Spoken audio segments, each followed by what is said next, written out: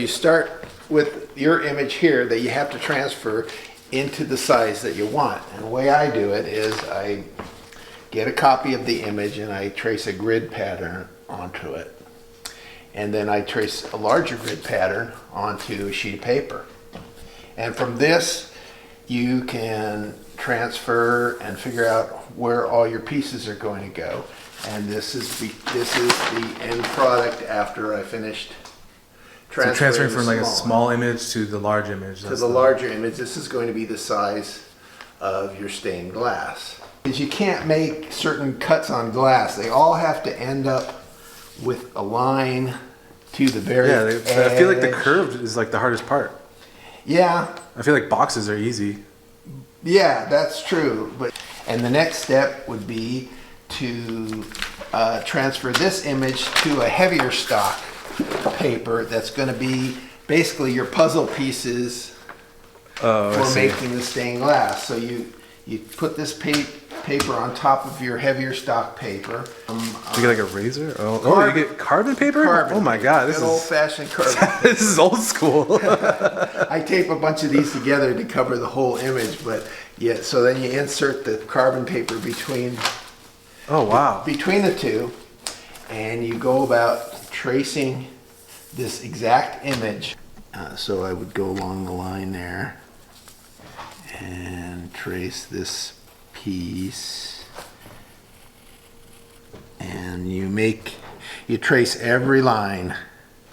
You're going to number every single piece. So I have piece 1 here, and I end up with piece 69. And what you do is you get the stock with the traced image on it, and you get a pair of scissors and you cut out every single piece, because that's going to be your pattern for cutting your glass. So the next step is you take your pattern and you got to put it on a box that you've made with molding on the edges. This is perfectly 45-degree angle, and you'll tape it down to this box. This is where you're going to start building all the pieces you need. You're going to assemble it on there, huh? Assemble it on here. Okay. And you use these horseshoe nails. Once you get the piece cut and in place, you want to make sure it doesn't move around, so you use these horseshoe nails during the process to hold the pieces in place. Oh, interesting. Hold the piece. Keep your piece, your pattern piece, to the glass. So this has a straight edge on it. This is down. The next step. What is that tool called? This is a glass cutter. It's got a little tip on the end that scores the glass. If I cut it like this, I'll waste some glass. So I'm going to go straight across here first. Oh yeah. It's a terrible noise. So there's the scoring line. Wow. Pop some glass. That's pretty simple. Score right here.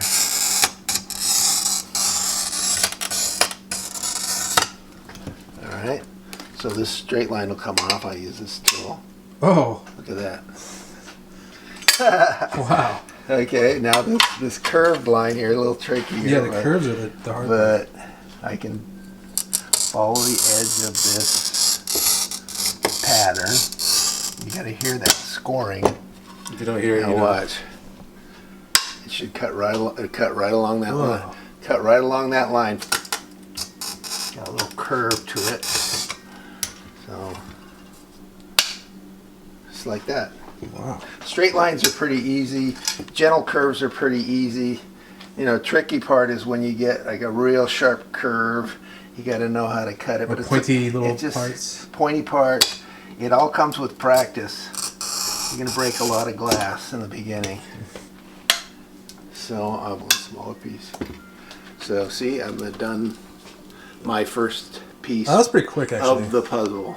That didn't. And the real nice tool to have is this little grinder that I have. When your pieces aren't exactly right to your pattern, you can use this grinder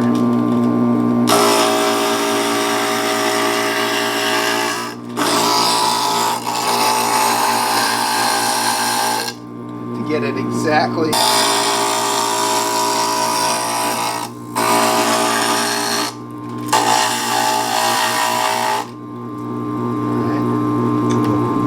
pretty good. It's almost exactly to the pattern.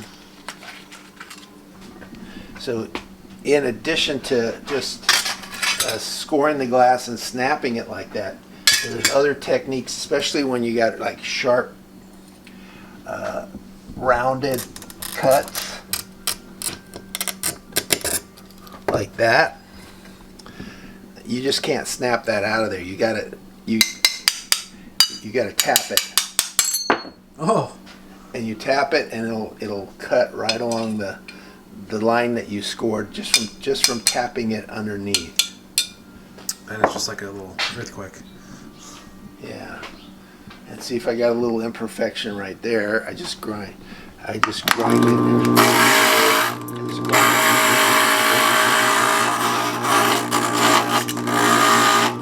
grind it out. You got your perfectly rounded piece that you need. And you insert your glass into there, and there's one. Oh wow! So you keep that thing underneath it the whole time, so you you remember where everything goes. Yeah. Oh, that's cool. I didn't understand why you brought that out at first. Yeah. But that makes sense. So this is piece one, and okay. So you start here in this corner and you build out. That's the lead right there. That's the lead. It's a channel. Oh, it's a channel piece. I thought it was just like a solid piece of lead. No, it's got an H channel on it. Oh, it's an H, so it sits in between both pieces of glass. Sits in between both pieces of glass. Oh, okay. And you this is the cutter, and what you're gonna do is you're gonna make a score on the angle of where it's going in. You cut it, and you fit it right in there, and there's going to be a channel of lead right here, so it should match up to this, right to the exact size you need it. There it is. And then you want to keep it in place, so you use your horseshoe nails. And there it is. It's oh, it's all held in place. It's all held in place. So once you put the next piece in, you don't have to need the nail. Then there'll be a channel of lead. You just keep doing it. So you keep doing that over the whole thing, and then do you have to like melt the lead? Is that another thing? No. You don't? Oh, I always figured you had to melt it. No, you have to solder the joints. Oh, you solder the joints together. To solder the joints together. That's okay. I thought you soldered the whole thing. Like when I think of it, I think you're just soldering all the joints. No, this is. So it's only that little point right there where the 2 points meet? You do this point here onto the edge, and this point here where it meets. And stuff. So you're just like locking everything in place. And the H channel is what keeps it keeps all the things in order. Also, you butt up two pieces of glass to each other. Yeah, so then if I did number 2, I would... You had like an example of another piece of stained glass that you were trying. This thing? Yeah, that one. Oh, that's... So that's a totally different technique. Oh, okay. You don't use lead. You use this copper foil that you wrap around the edges of the glass. See, that's for small pieces like that. Oh, I didn't even know there was a difference between them. Yeah, I don't do... What is that called? Is there a different name? It's called copper foil. Copper foil? And what is this called? This is lead. Lead? This is leaded glass, and this is copper foil. Okay, so now that you have all your glass pieces cut and inserted between the lead, the next step is soldering the joints of the lead. And you can see on this one here, I've already done one side. So now I've already soldered one side. So now you're going to have to flip it over and solder the back side. So you can see the joints are all loose. They have not been soldered. All these little pieces.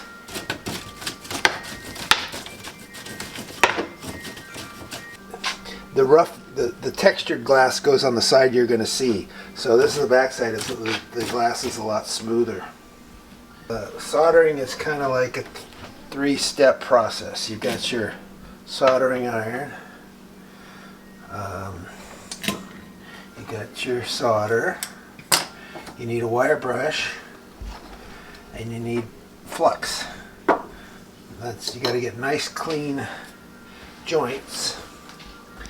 And the first step is to wire brush the joints that you're going to solder. So we're going to just concentrate on one section at a time. And so I'll do this bottom section right here. You wire brush it.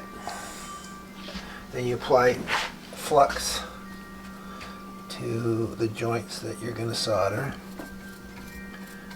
Okay. And so here's what you do. Just kind of touch the soldering iron to your solder and hold it down for a second, and it should flow right on it. Try to get it nice and smooth. That's a good one. Oh, that's good. Let's see. That's a good one. Hold it there for a second. It goes pretty fast.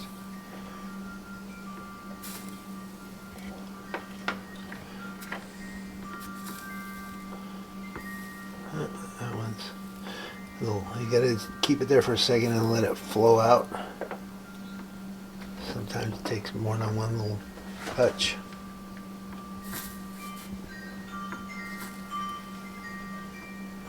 You don't want to use too much solder because then it gets a big glob like that. Sometimes you have a big gap to span and it's a little more tricky, so you have to use more solder. Yeah. That's okay. It's got to be clean. Wow. Okay, now the final product, you get to look at it in the sun. Oh, that's pretty good. Oh, there you go. There's sun. It turned out good. What are you doing? I'm happy. I like the way it turned out.